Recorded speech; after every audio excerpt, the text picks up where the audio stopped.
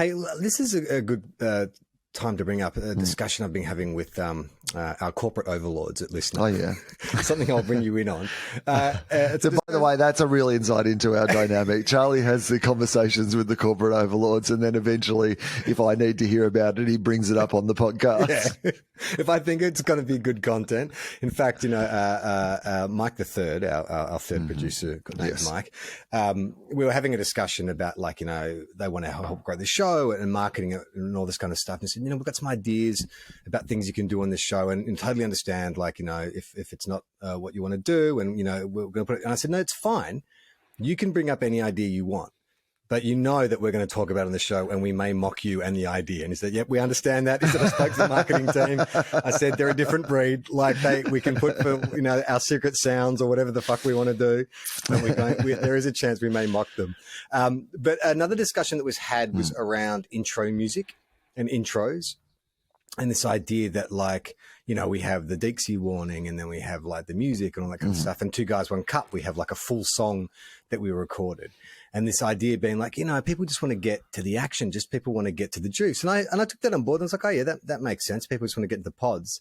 But then I started thinking about my own podcast habits, and I genuinely enjoy listening to the intro song of podcasts. I get kind of a little bit of a kind of endorphin release or something from when I hear the opening music of one of my favorite podcasts. What's your vibe on the intro? It's interesting, isn't it? So I'm going to use the television example. So if a podcast has an intro, I'm not a skipper. The thing that I always say about introductions is there's a skip function on your, whatever you're listening to it on, chances are that you can skip through it if you're really annoyed by it. But I quite like the introductions as well in a general sense, particularly because most of the podcasts I that I listen to, there's not much difference between the way they talk on the podcast and the way they talk in the introduction. It's pretty much the same.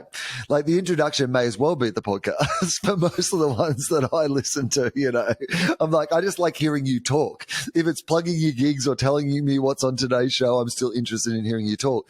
But TV shows, I think, is a better example because most of the streamers now have the option to skip the intro. And I'm about 50-50. So if the TV show has a good introduction, like Succession, I always like to listen to the music at the start because it feels like it prepares you for the episode. You just don't want to go from I don't want to be putting in a load of washing and folding it on the couch after just having fed the dog. And then suddenly I'm in some just leapt into some family battle. I need a bit of introduction music to family set the scene, for that occasion. And I feel I'm the same with Taskmaster. I feel like the Taskmaster music perfectly sets the tone for the show that I'm about to see. It's like a reset that gets me into the world and into the universe. So I think for me, if the intro serves the rest of the podcast, I have no problem with how long it is. It's only if it's counter instinctual to the rest of the show. Well, what do you think about, Two Guys, One Cup intro? So for people who haven't listened to our AFL Jason podcast, what we've done is created a mock club song for our show, in which we because in club songs, they tend to talk about how great they are, how hard they chase the ball, the things that they do to the opposition. So in our intro, we talk about how we don't really know what we're talking about. Yeah. It's half-baked ideas, blah, blah, blah. And to me, it was always that's a sitcom intro. Remember back when sitcoms would lay out, tell you the plot of the story. He's adopted 2 kids and they're living in Manhattan, He was playing basketball and he got in a fight and he moved to Beverly Hills. Yeah.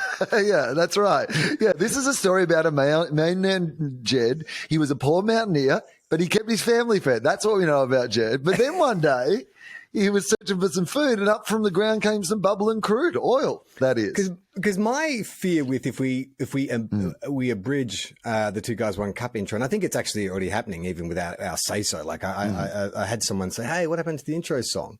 Is it's there's a danger that people might listen to it and go, oh, this is a football podcast. These guys might not know what they're talking about. Not much of a danger after the first 30 seconds of us actually talking, but yes, okay. I understand the point that you're trying to make.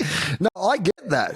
I think there is, I know there was some talk around the fact, because on that podcast, I always say what the date is, at the start of it. And there was some talk, I think, about taking that out so that it felt a little more timeless. But my problem with that is that because we recorded a couple of days before it goes out, so much changes in the football world in that time that it can seem really out of date if we haven't timestamped when we recorded it. Yeah. But secondly, we've had a few times where other football related comedy shows have ended up doing similar sort of jokes to us that we've done on the podcast, that I always feel like the date stamp at least goes, this is the day we recorded this. Yeah. So if you're seeing this on a show that is 4 days after we recorded this, you know at least we thought of that dumb joke first. We're not suggesting they ripped it off. I just want you to know that we thought of the dumb joke first.